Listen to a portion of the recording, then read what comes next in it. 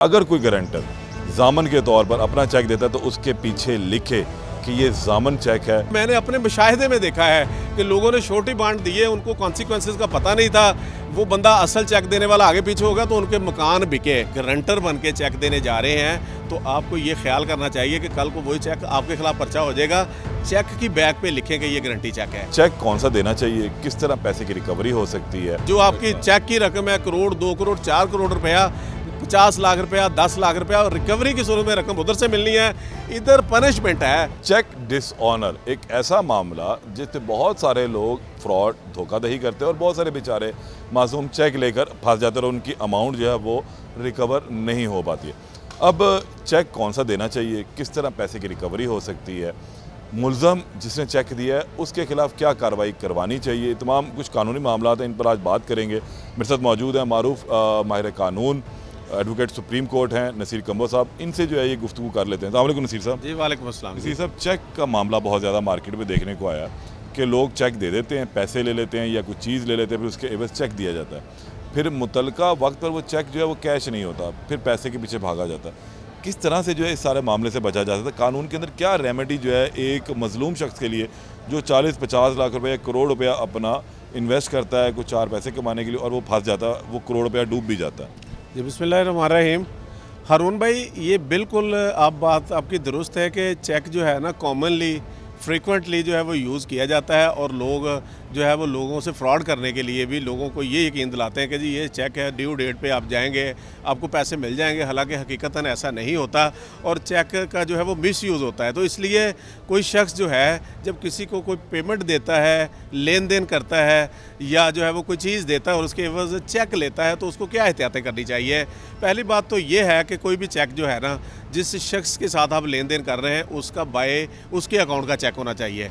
दूसरी बात यह है कि आप चेक जो है वो बाय नेम लें। अक्सर लोग जो है वो सेल्फ और कैश का चेक जो है वो उसको थमा दिया जाता है, कल को वो डिसऑनर हो जाए, उसकी एफआईआर नहीं होती, एफआईआर हो तो इस बिना पे ज़मानत हो जाती है कि ये तो चेक जारी करने वाले ने चेक सेल्फ या कैश का अपने लिए लिखा था तो अपनी कोई अदायगी निकलवाने के लिए उसको भेजा था, तो लिहाजा बाय नेम मतलब चेक लें। ये प्ली ली जा सकती है, इस तरह मैनिपुलेट किया जाता है। बिल्कुल जी, ये अदालतों में अक्सर होता है कि सेल्फ का चेक है, ये जो कैश का चेक है उस पे जो है वो जाओ मेरे पैसे ले आओ। जी वो इस पे एफआईआर नहीं होती, उसमें ऑर्डर 37 का दावा भी नहीं होता। ये ऑर्डर 37 क्या है?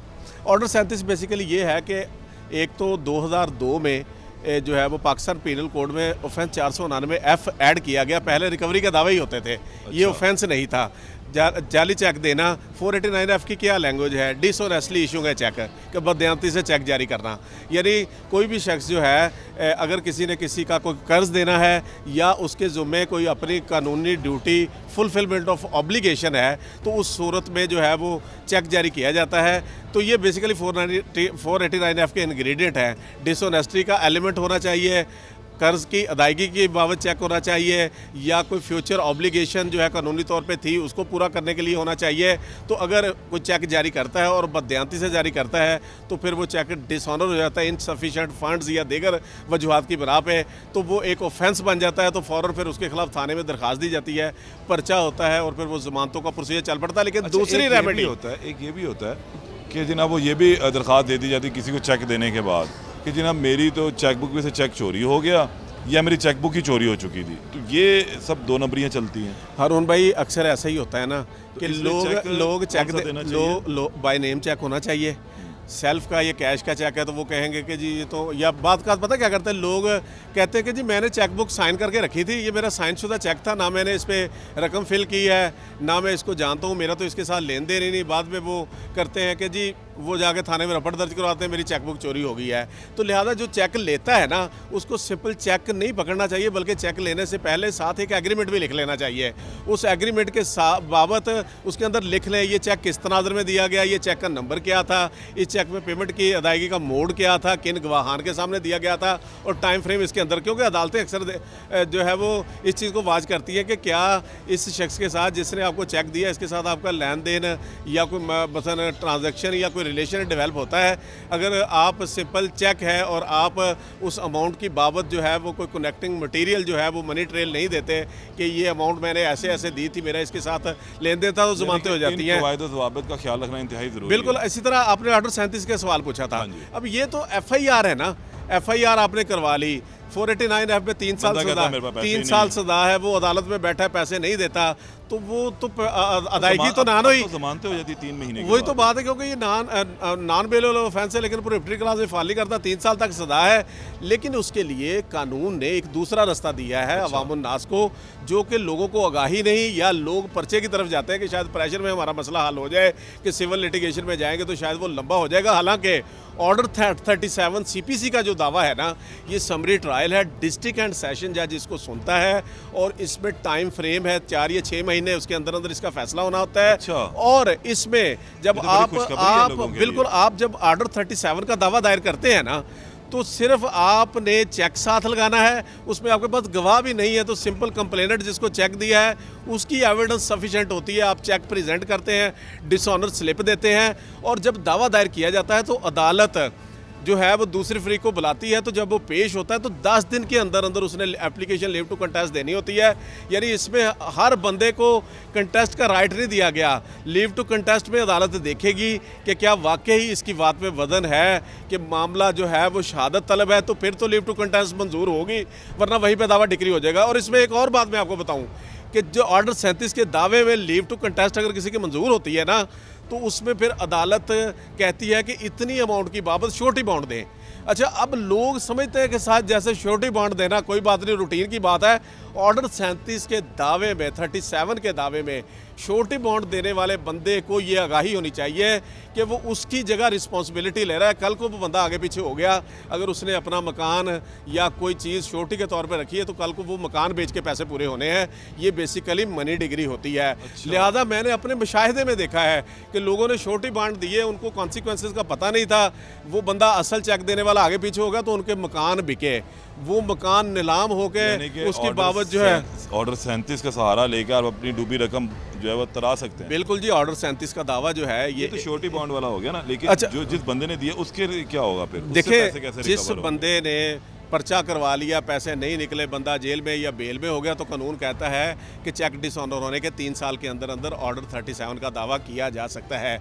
तो लिहाजा लोग अक्सर बाद का पर्चे के चक्रों में रहते हैं, वो टाइम जो है वो गुजार देते हैं। तो ऑर्डर 37 का दावा एक क्विक रेमेडी है, और इसमें ज़्यादा लंबा टाइम भी नहीं लगता, और इसमें हर बंदे की लीव टू कंटेस्ट मंजूर भी नहीं होती। अगर साबित हो जाए इसने चेक दिया है तो वहीं पर दावा डिक्री हो जाता है। तो लिहाजा लोगों की अगर रकम की रिकवरी वो चाहते हैं तो वो ऑर्डर 37 के दावे में जाएं।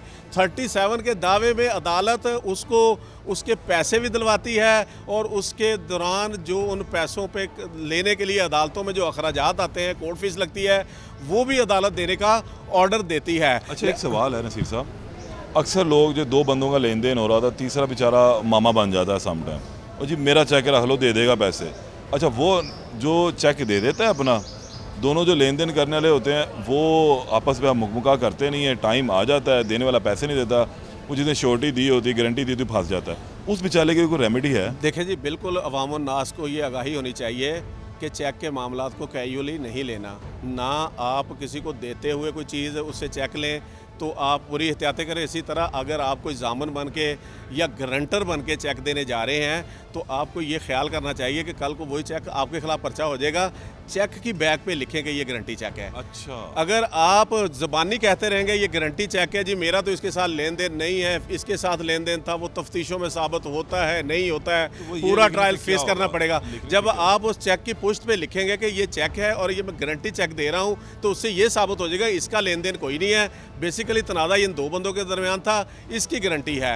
लिहाजा बाद का ऐसा होता है कि किसी बंदे ने किसी के पैसे देने होते हैं, वो चेक दे देता, अपना देने भी उसी ने होते हैं, गारंटी भी वो अपनी देता है, तो वो भी कहता है जी ये गारंटी चेक है। लेकिन अदालतों के अब लेटेस्ट व्यू यही हैं कि अगर किसी ने पैसे देने, उसने उन्हीं पैसों की बाबत गारंटी दी है, तो वो पैसे फिर उसको देने पड़ेंगे, गारंटी चेक के सहारे की बैक पे वो नहीं छुप सकेगा। इसी तरह बात का हारून भाई पता क्या होता है, लोग चेक ले लेते हैं, चेक की अदायगी की पार्शियल पेमेंट ले लेते हैं, बाद में कुछ पेमेंट रहती होती है, चेक डिसऑनर पूरी अमाउंट का करा के पूरी अमाउंट का पर्चा करवा देते हैं। जबकि अदालतों में, जब मुअज़्ज़ज़ अदालतों में मामला आता है तो वो रसीदात पेश कर देते हैं जी हाफ पेमेंट तो हमने की हुई है।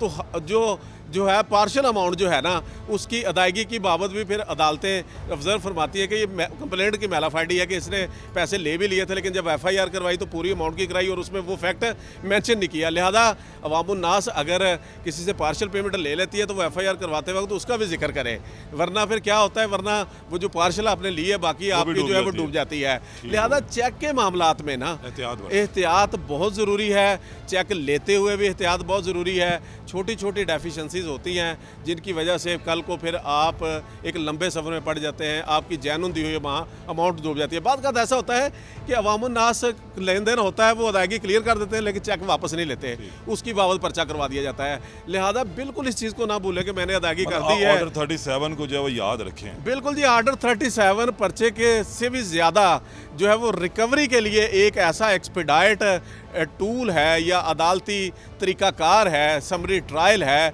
और आवाम को इसकी तरफ आना, और उसका फैसले का टाइम फ्रेम दिया गया है 6 महीने, और फिर इसके बाद रकम मिलनी है जो आपकी चेक की रकम है, करोड़, 2 करोड़, 4 करोड़ रुपया, 50 लाख रुपया, 10 लाख रुपया, और रिकवरी की सूरत में रकम उधर से मिलनी है। इधर पनिशमेंट है, पनिशमेंट के डर से कोई पर्चे के डर से दे दे, अदरवाइज रिकवरी करने का जो कानूनी तरीका है वो ऑर्डर 37 है। जी, नसीर साहब ने बहुत क्लियरली बता दिया। अब ये लोगों के लिए खुशखबरी कि ऑर्डर 37 जो है आप बेशक पर्चे करवाएं, 489F का करवाएं, 1000 का हो, 1 करोड़ का हो, 1 अरब का हो, लेकिन उसके साथ ऑर्डर 37 का दावा लाजमी दायर करें ताकि आपकी डूबी रकम जो है हर हाल में मिल सके, ये बहाना ना रहे। और दूसरे एक अहम चीज़ कि अगर कोई गारंटर ज़ामन के तौर पर अपना चेक देता है तो उसके पीछे लिखे कि ये ज़ामन चेक है, ताकि कल को कानूनी कार्रवाई अगर हो तो उसके ख़िलाफ़ जो है वो रिकवरी ना हो और उसको पैसे ना देने पड़ें। ये कुछ चीज़ें जो हैं कानूनी तौर पे इंतहाई ज़रूरी होती हैं, और हमारे माशरे का एक आम सा ये पहलू है कि हर दूसरे दिन हर दूसरे बंदे के साथ ये मामला होते रहते हैं। ऐसे किसी से मुतल्लिक हम आपको मज़ीद भी आगाह करेंगे। तब तक के लिए इजाज़त दें। अल्लाह ने के बाद।